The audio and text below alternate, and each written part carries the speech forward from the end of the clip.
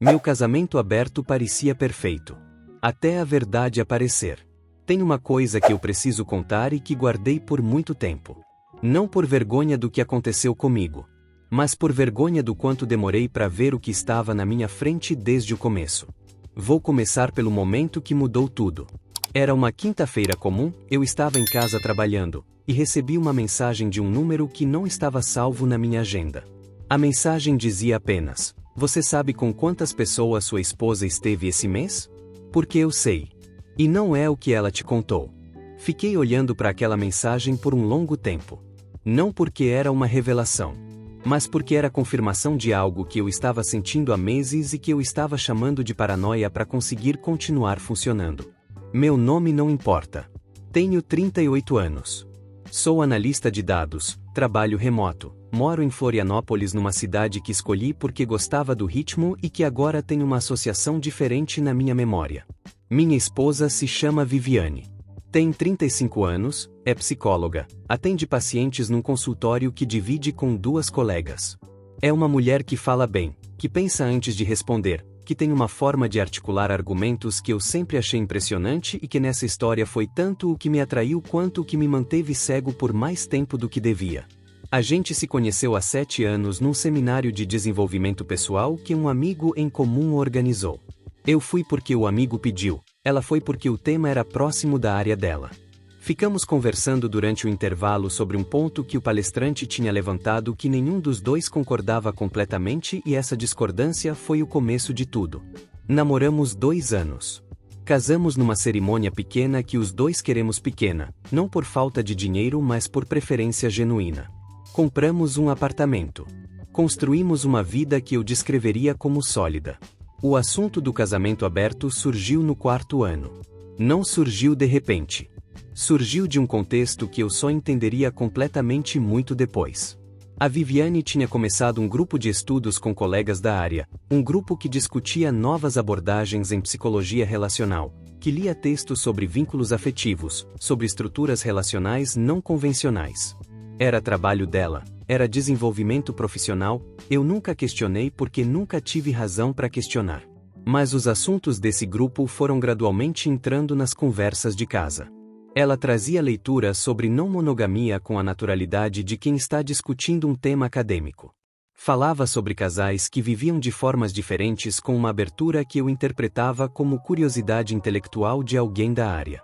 Fui entendendo só muito depois que não era só curiosidade intelectual. Numa noite de domingo ela trouxe o assunto de frente. Disse que estava pensando sobre estruturas relacionais, sobre o que ela precisava para se sentir plena, sobre limitações que ela sentia na exclusividade que ela nunca tinha questionado antes. Disse com aquela articulação dela, com aquele cuidado de quem sabe construir um argumento de forma que ele pareça inevitável quando você ouve até o fim. Disse que queria abrir o casamento. Eu ouvi tudo. Fiz perguntas. Ela respondeu cada uma com uma precisão que mostrava que tinha pensado nas respostas antes de ter a conversa. Perguntei se havia alguém específico. Ela disse que não. Que era sobre liberdade e possibilidade. Levei 2 semanas pensando. Pesquisei, li, tentei ser honesto comigo mesmo sobre o que queria e o que estava disposto a tentar. O resultado honesto era que não queria. Mas havia uma outra coisa que eu havia encontrado nessas 2 semanas que foi o que me fez dizer sim quando devia ter dito não. Havia uma narrativa que eu tinha construído sobre mim mesmo, ao longo de anos de desenvolvimento pessoal e de convivência com alguém da área de psicologia, de que ciúme era insegurança, de que possessividade era imaturidade emocional, de que pessoas evoluídas conseguiam amar sem precisar de exclusividade. Essa narrativa me impediu de ser honesto sobre o que eu precisava. Disse que topava tentar. Estabelecemos princípios. Transparência antes de qualquer encontro. Comunicação quando algo estivesse difícil. Nossa relação como prioridade. Revisão regular. Ela concordou com tudo de uma forma que eu só entenderia depois. Concordou rápido demais para alguém que estava propondo algo pela primeira vez. As primeiras semanas foram de uma tensão que eu chamei de adaptação. Nada aconteceu na prática ainda e havia uma parte de mim que esperava que a teoria nunca virasse prática. Virou. 5 semanas depois ela me contou que tinha saído com um homem que tinha conhecido num evento profissional. Me disse o nome, o lugar, o horário de volta. Exatamente como combinamos. Disse que estava bem. Fui trabalhar até a meia-noite naquela noite em projetos que não tinham prazo urgente porque precisava de algo que me ocupasse completamente. Esse foi o padrão dos meses seguintes. Ela saía, me contava, eu dizia que estava bem e encontrava formas de ocupar a cabeça. Tentei o outro lado também. Conversei com algumas pessoas, fui num encontro que foi completamente sem substância porque eu não estava presente de verdade. Não tentei de novo. O segundo mês foi quando as primeiras inconsistências apareceram. A Viviane tinha me falado sobre 3 encontros naquele período. 3 nomes diferentes, 3 situações diferentes, sempre dentro dos princípios que tínhamos combinado. Mas havia uma coisa que eu fui notando e que ficava tentando não examinar. As histórias que ela contava sobre esses encontros eram muito organizadas. Muito completas. Do tipo que parece ter sido pensada antes de ser contada, não do tipo que sai naturalmente quando você está relatando como foi uma noite. Sou analista de dados. Passo o dia identificando padrões em conjuntos de informação. E havia um padrão nas histórias dela que eu estava reconhecendo sem querer reconhecer. Eram organizadas demais. Detalhadas nas partes certas e vagas nas partes erradas.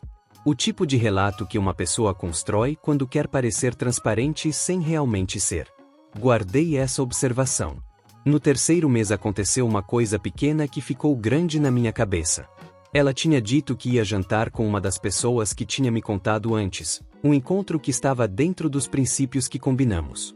Disse o nome, disse o lugar, disse o horário de volta. Eram 11 da noite quando ela mandou mensagem dizendo que estava chegando em 30 minutos. Meia hora depois ela não tinha chegado. 40 minutos. 50. Chegou 1h20 depois de ter dito que chegava em 30 minutos. Disse que tinham ficado conversando depois do jantar e ela não havia percebido o tempo. Razoável. Pode acontecer. Mas eu havia mandado mensagem quando ela tinha demorado mais do que disse. Ela havia respondido 12 minutos depois de eu mandar. E a mensagem era curta demais. Aquele tipo de resposta rápida de quem está com o celular na mão por outra razão e responde sem olhar direito pro que está respondendo.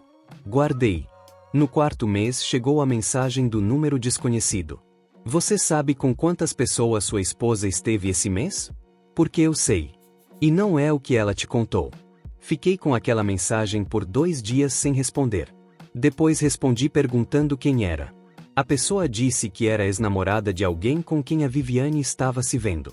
Que esse alguém tinha dito que tinha uma esposa que sabia de tudo e que ele era um dos vários. Que ela tinha ficado perturbada com aquilo e queria que eu soubesse por quê. Se fosse ela, gostaria de saber. Pedi mais detalhes. Ela me mandou algumas informações.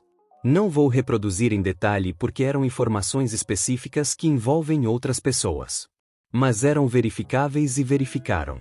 A Viviane tinha me contado sobre 3 encontros naquele período. O número real era diferente. Significativamente diferente. E havia algo além do número que a mensagem revelou.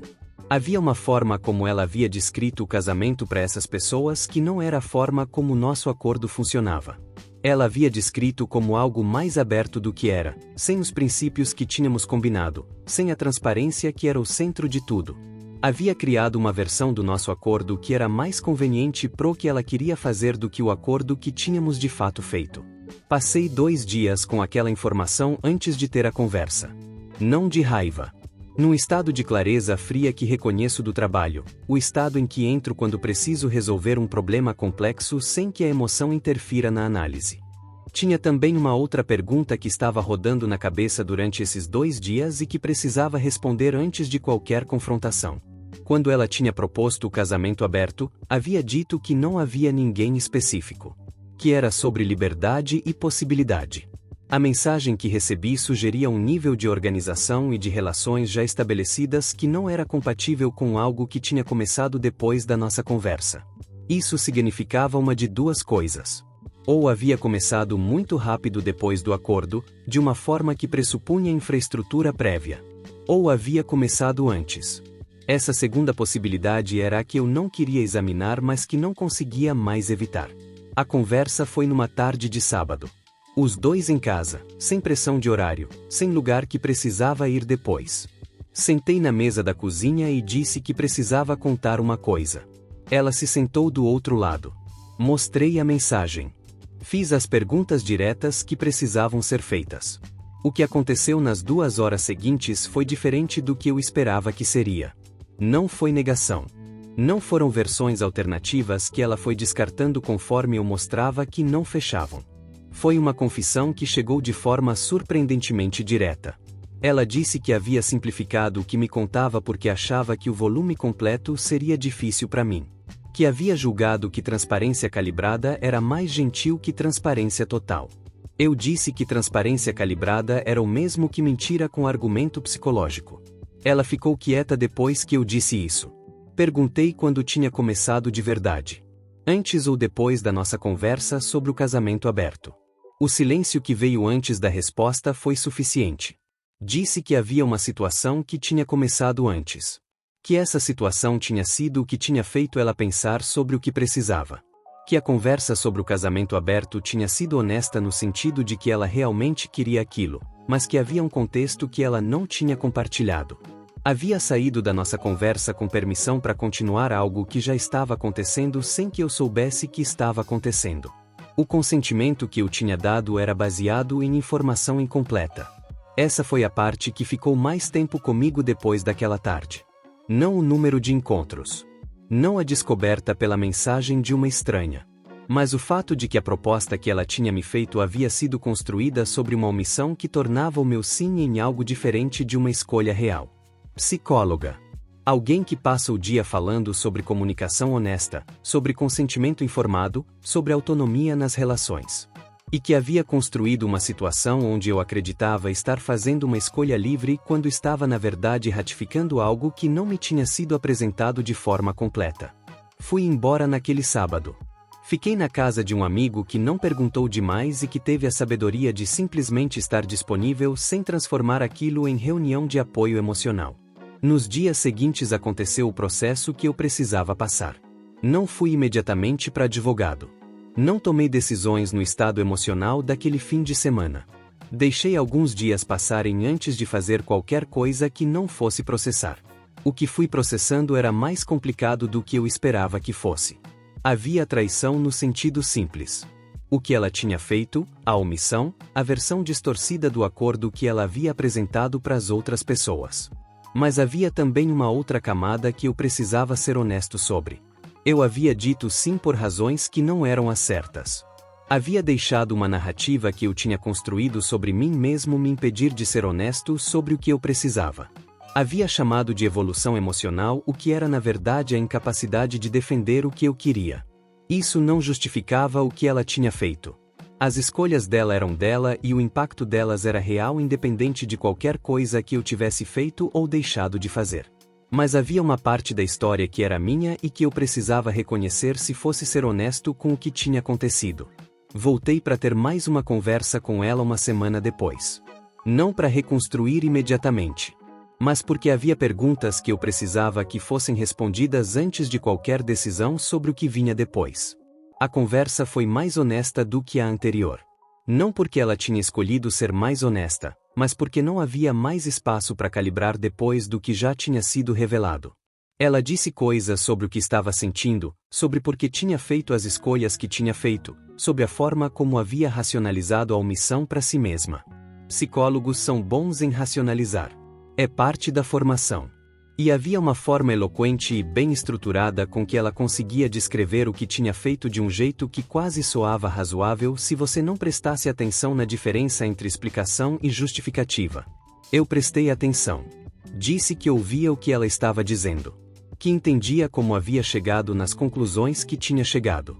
E que nada disso mudava o fato de que eu tinha dado um consentimento baseado em informação que ela havia escolhido não me dar.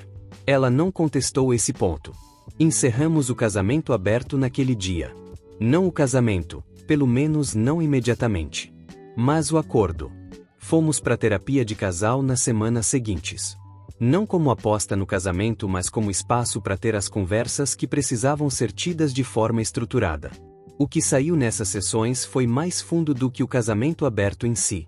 Saíram coisas sobre a dinâmica que tínhamos construído ao longo de 7 anos. Sobre como a diferença diária entre nós tinha criado uma assimetria que eu não havia nomeado antes. Ela sabia mais sobre relações, sobre comunicação, sobre padrões relacionais do que eu. E essa assimetria havia se traduzido, ao longo do tempo, numa tendência de eu aceitar as estruturas que ela propunha porque ela as propunha com uma autoridade que eu não conseguia contestar com a mesma fluência. O casamento aberto havia sido proposto com aquela fluência. Com argumentos que eram tecnicamente sólidos sobre autonomia e liberdade e evolução. E eu havia dito sim em parte porque não havia sabido como dizer não sem parecer que estava falhando num teste de maturidade emocional que ela tinha desenhado. Isso era meu. E a terapia me ajudou a nomear. Mas o que ela tinha feito também era dela. E a terapia não apagou isso. Estou há 6 meses depois daquela mensagem do número desconhecido. Ainda não sei o resultado do casamento. Ainda estamos em processo. Há dias em que olho para ela e vejo a pessoa com quem construí 7 anos de vida e sinto que vale o trabalho que estamos fazendo. Há outros dias em que olho e sinto o peso daquela tarde de sábado e de tudo que estava por baixo do que ela me contou. As duas coisas coexistem sem que eu saiba ainda qual vai prevalecer. O que mudou de forma permanente é como eu processo consentimento dentro de uma relação. Como eu reconheço quando estou dizendo sim por razões que não são as certas. Como eu nomeio o que preciso em vez de deixar uma narrativa sobre quem eu quero ser me impedir de ser honesto sobre quem eu sou. A pessoa do número desconhecido nunca mais entrou em contato depois daquelas mensagens. Não sei quem era além do que me disse. Mas foi a mensagem mais importante que recebi em anos. Não porque revelou o que ela revelou. Mas porque me obrigou a parar de deixar passar.